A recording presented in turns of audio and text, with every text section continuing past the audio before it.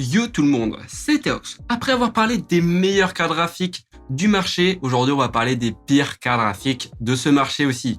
Donc je vous emmène avec moi, c'est parti. Mais juste avant cette petite vidéo très salée, je vous invite à vous abonner à la chaîne, ça fait toujours extrêmement plaisir, à liker et commenter, et passons à la vidéo.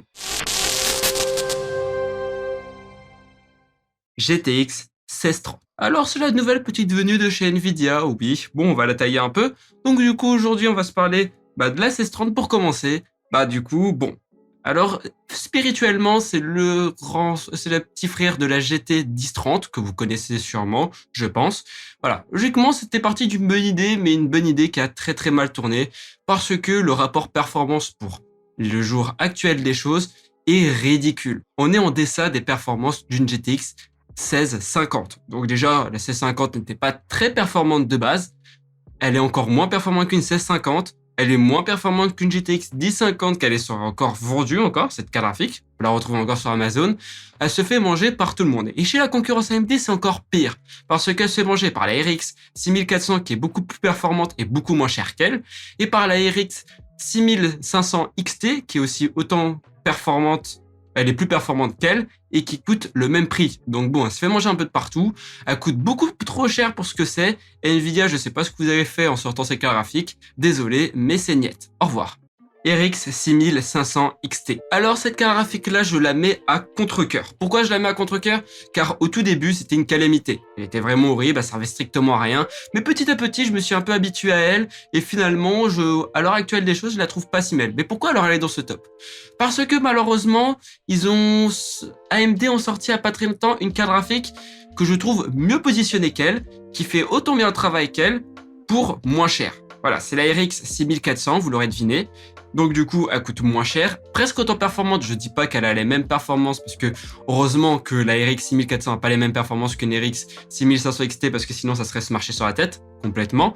Mais là, quand même, on n'est pas très loin au niveau performance, et malheureusement, c'est ce qu'elle lui fait défaut. Et surtout qu'elle a des fonctionnalités que je comprends pas pourquoi elle les a. Par exemple, elle bénéficie du ray tracing. Le ray tracing, c'est une carte graphique qui galère déjà à faire de la 1080p 60. Du ray tracing. Allô, quoi. C'est... y a que à moi que ça choque ou c'est comment? Du ray tracing pour du 1080p 60 fps, pas constant. Elle arrive même pas, sur certains jeux, elle arrive même pas à le faire. En ultra. Alors là, il faut pas... Et ça va un peu se marcher sur la tête, je pense. Voilà, malheureusement, c'est quelques petits défauts comme ça qui m'ont fait la mettre dans ce classement des pires cartes graphiques, malheureusement. Un peu à contre-cœur parce que finalement je me suis un peu habitué et pour des configs pas très chers, elle peut être une bonne carte graphique. Mais malheureusement, elle a été un peu souillée par son image de début. RTX 2060 de 12 Go. Alors cette petite carte graphique, c'est un peu le paquet surprise. On sait pas quand elle est arrivée et d'où elle vient. Elle est apparue comme ça, malheureusement, on sait pas trop. Alors, je vous ai fait une vidéo justement sur cette carte graphique. Donc, si vous voulez toutes les spécificités de cette carte graphique, allez la voir, je vous la mettrai en fiche de toute façon. Mais bon, on va parler de cette carte graphique-là parce que... faut pas se leurrer. Il y a eu un peu de temps entre la vidéo que j'ai fait et la vidéo actuelle. Et franchement, mon avis n'a pas évolué dessus, c'est même empiré. Cette carte graphique n'a aucun lieu d'être. Pour 5% de performance en plus qu'une RTX 2060, c'est pas fameux, faut se le dire concrètement. Voilà. On est vraiment sur une carte graphique en plus mine mieux. Elle est vraiment, j'ai l'impression, que faite pour miner. Je vois pas l'intérêt pour le gaming de passer à une RTX 2060 de 12 Go, sachant que pour le même prix, on tombe sur des RTX 3060. Passons, soit. Mais bon, ici, malheureusement, ces cartes graphiques-là, c'était pas le succès escompté, je pense, pour Nvidia.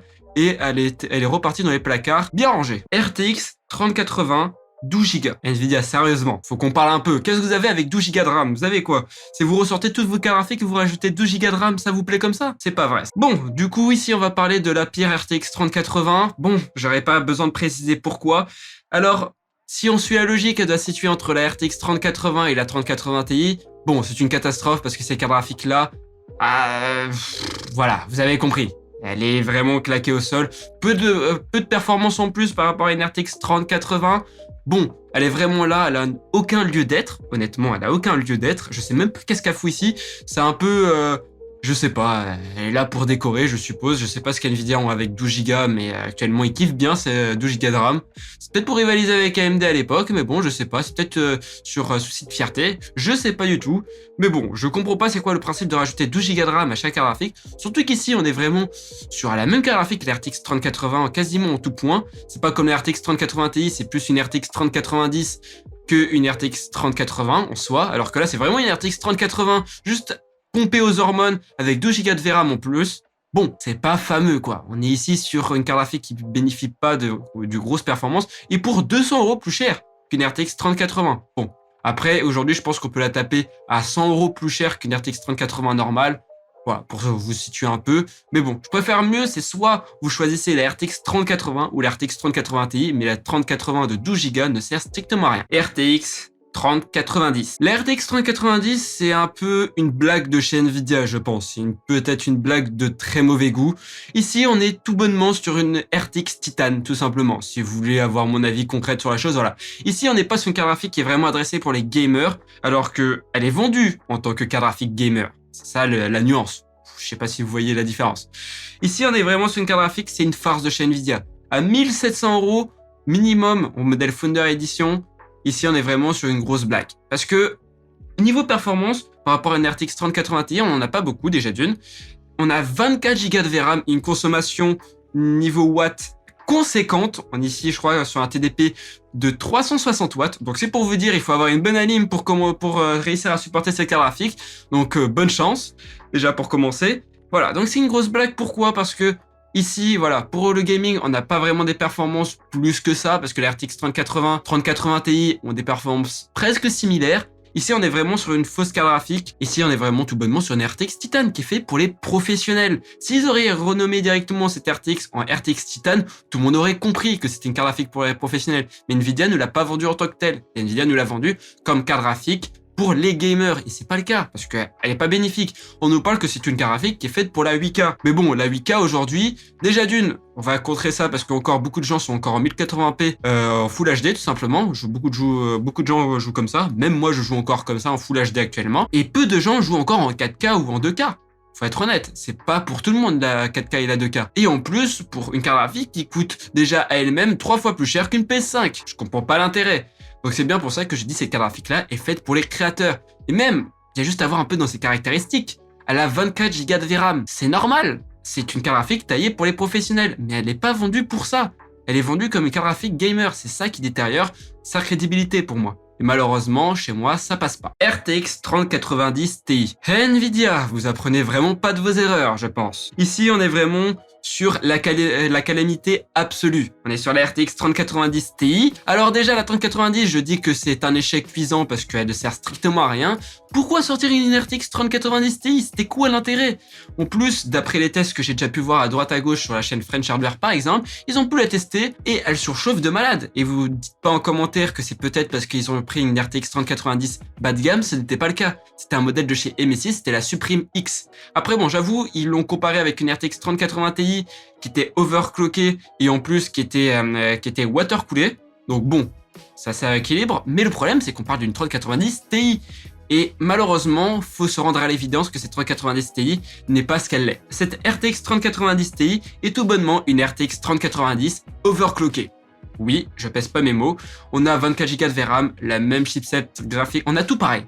Tout ce que vous voulez, je vais pas aller dans les détails pour éviter d'en perdre le moins, mais tout ce qu'il y a en rapport avec ces deux cartes graphiques sont exactement la même, c'est juste que c'est une carte graphique un peu plus overclockée. Mais le problème qu'elle soit overclockée, le défaut c'est qu'elle chauffe beaucoup. Et sur le test de French Hardware, son plus gros défaut, c'est que quand elle monte en température, elle bride un peu ses performances pour éviter qu'elle endommage, éviter qu'elle s'endommage tout court. Et donc du coup, on perd des FPS à faire ça.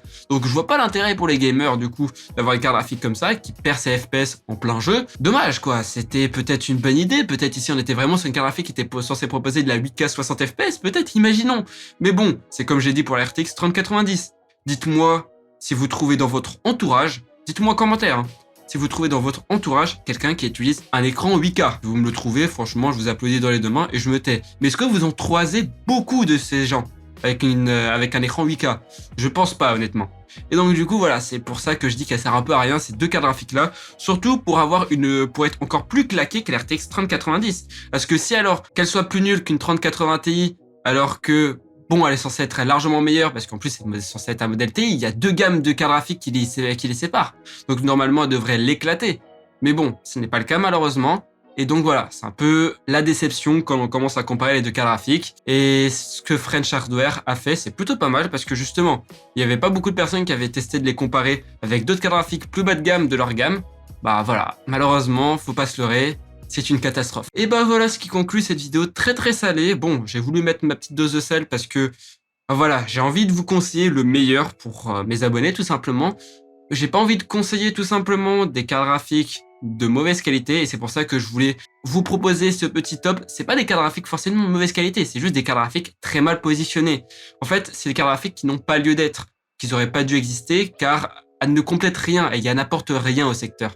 Et donc du coup voilà, c'est ce que j'ai voulu vous expliquer dans cette vidéo et au moins j'espère qu'elle vous a été très instructif. Moi en tout cas ça m'a fait plaisir de vous expliquer tout ça parce que bon, il n'y a pas beaucoup de personnes qui font des tops un peu comme ça pour vous expliquer les pires cartes graphiques, mais bon, j'ai décidé de me lancer dedans et j'espère que ça vous a plu. Bah en tout cas si ça vous a plu, bah n'hésitez pas à vous abonner à la chaîne, ça fait toujours extrêmement plaisir, liker, commenter et à la prochaine vidéo.